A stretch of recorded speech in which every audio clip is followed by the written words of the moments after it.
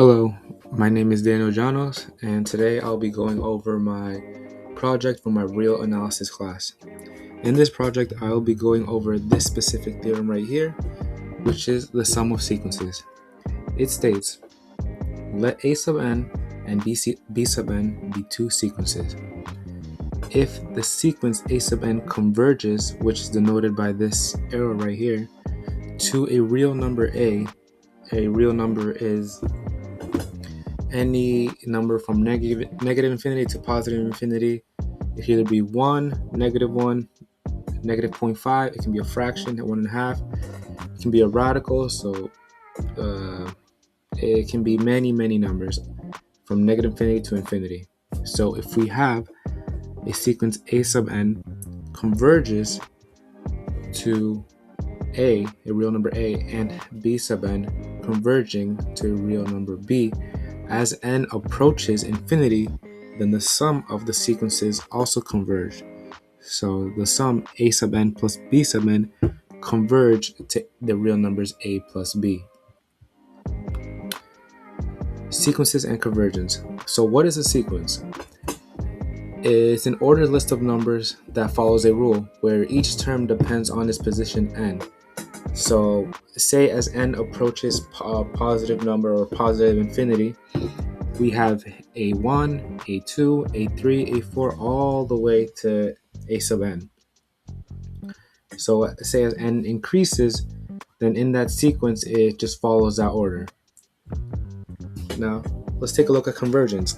A sequence converges if its value approaches a single number as you move further in the list. So let's take a look at this example. So just imagine you're walking towards a wall, and each step gets you closer and closer to that wall. But if your steps keep getting smaller and you are still approaching this wall, then you are converging to it. Let's take a look at this sequence right here. We have A sub n defined as 1 over n. So as n increases, as n approaches infinity, we have that 1 over 1 is 1, then we have 1 over 2, 1 over 3, 1 over 4, and so on and so on. So the numbers get smaller and smaller, which makes it get closer to 0. So then, therefore, the sequence converges to 0. Before we take a look at a proof of this theorem, let's take a look at an application of this theorem. One may think that this theorem is only used in a mathematical classroom setting, such as real analysis, but it can be used in the real world as well. Take the world of engineering and signal processing. Real-world signals, such as music, radio, and data, are composed of a useful signal and unwanted noise, such as static. The true signal settles to a clear value, and imagine that as our sequence A. So the true signal converges to a clear value.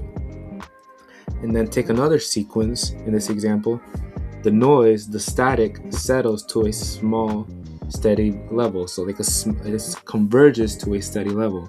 So when we take these two together, the combined signal converges to A plus B. This allows engineers to predict the final output and design precise filters to remove noise such as static and recover the original sound that they want or they need, such as music or like a radio signal like you hear in your car. This theorem can be used in something as complicated as this, as engineering, or it can be used a little more simply as someone's finances. Say you have a savings account with, let's say, $20,000 and a retirement fund with $10,000. When you add those two up, you have your total net worth. So we may use this theorem in our everyday lives without even realizing it. Now let's take a look at my human written proof of this theorem.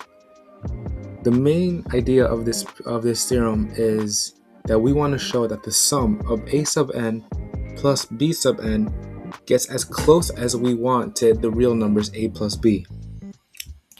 But we must ask ourselves, how close do we want to get? And we call that distance epsilon, denoted by this backwards 3 right here. Now the trick is to split that tiny amount epsilon in half so that we make a sub n within epsilon divided by 2 of a, and b sub n get within the distance epsilon divided by 2 of b.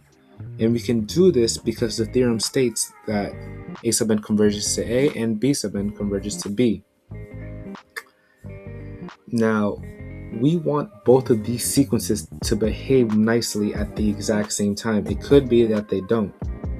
So, imagine n some point along the sequence. So, after point n1, a sub n behaves nicely, and after point n2, b sub n behaves nicely. So we just wait until both of these points are behaving well at the exact same time. That's why we define n equals the max, the later part of these sequences. Think of it as waiting for two things to be ready. One sequence gets close to A after n1, and the other gets close to B after point n2. So if you wait long enough for the slower one to catch up, then both of them are behaving nicely at the same time. So after n, this n right here that we define, now A sub n is close to A and B sub n is close to B, which is exactly what we want to show that their sum is close to A plus B. So once both are close, once A sub n is within epsilon divided by 2 distance of A and B sub n is within distance epsilon divided by 2 of B, we can add them. So epsilon divided by 2 plus epsilon divided by 2 is equal to the total distance epsilon, which is what we want. So the overall big picture of this proof is that we can control each sequence separately and then combine them. This is why rigor is very, very important in this proof. Even if it feels clear that the sum of two converging sequences should also converge, we need to be precise to make sure that this is always true. In real analysis, it's very, very important to always be precise. Rigor in this proof ensures that the both sequences are controlled at the same time, hence I explained earlier with n, and also make sure that the distance, the total distance epsilon, cannot grow beyond the sum of the total distances. That's why we split the distance epsilon into 2 for each sequence. Without rigor, without being precise, one might assume that if two things are close, then their sum is automatically close, which is not necessarily true all the time. Or also whether both sequences are close at the exact same time. That's why it is very important to be precise in a proof like this. Now let's take a look at where intuition could possibly fail. Take a look at this right here. The absolute value of a sub n minus a plus b sub n minus b. And then we apply the triangle inequality to split up that inequality and bound it to a sub n minus a plus b sub n minus b. One might think that this inequality is equal to each other, but we take a look at this right here. One might think that this is true right here, that once we separate this inequality and bound them individually, that it is equal to the inequality before. But absolute value does not distribute over addition because signs matter. If the terms have opposite signs, they partially cancel each other out before the absolute value is applied. So let's take a look at this example. Let a sub n minus a equal 3 and b sub n minus b equal negative 3. If we take the left-hand side of this inequality and apply these values, 3 plus negative 3 within the absolute value, once taking the absolute value, we see that is equal to 0. And the absolute value of 0 is 0. Versus the right-hand side of this inequality, where we have them individually bounded and absolute, we have a sub n minus a is equal to the absolute value of 3 plus the absolute value of b sub n, which is equal to negative 3. So then once we take their absolute values, we have positive 3 plus positive 3, which is equal to 6, which we see that 0 is not equal to 6. So some might think that we can just add the two distances to get the total distance, but that is not necessarily true. And we see that with the justification of the triangle inequality, which guarantees that the total distance is at most the sum of the individual distances. So if we had two positive values, then yes, it would be equal to each other. But the triangle inequality ensures that it is at most the sum of the individual distances. So then going back to our proof with the triangle inequality, even in the worst case, the total distance is at most epsilon. This is why rigor is very important. This is why we defined epsilon divided by 2 and ensured that both of these sequences work at the exact same time.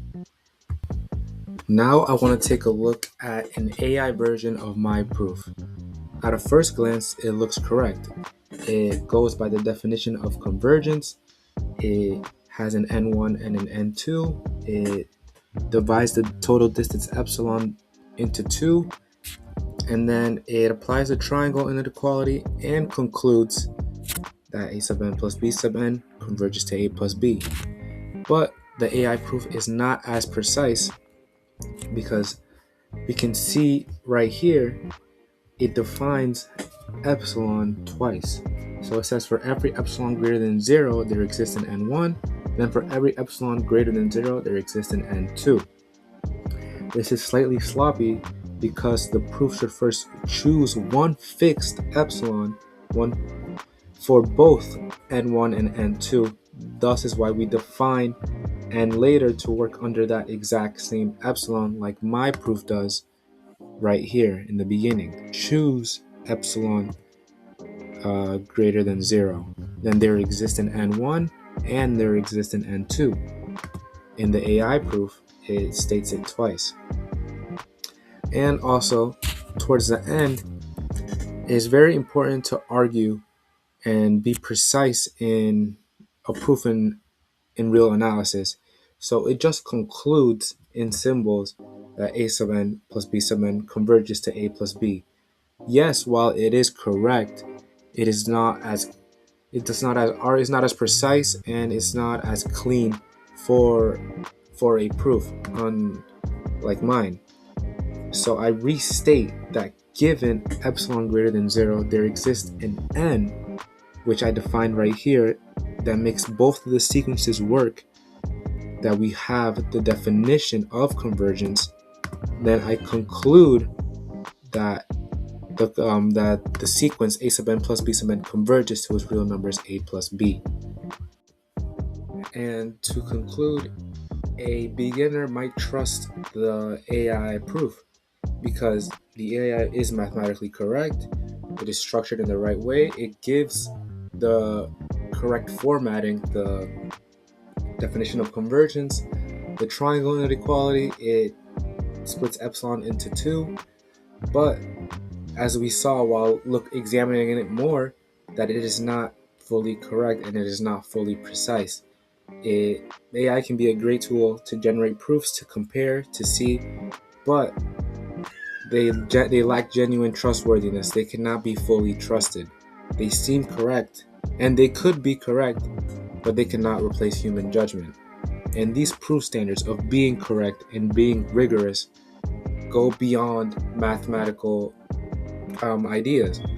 For example, take safety and risks. Say an engineer is designing a building or a bridge. They can't say that their calculations are good enough when it comes to calculating stress or other criteria that depend on the integrity of these buildings. They say, okay, yeah, this is good enough. What if the building falls down? That cannot happen. They must go through various tests and experiments.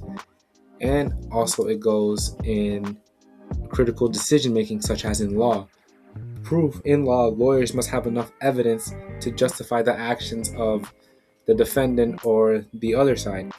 Accusations must be proven either true or false. They can't just say their opinion or what they believe. They need factual evidence to argue their statement and conclude whether whatever they are defending is either true or false. And with that, thank you for your time and thank you for listening.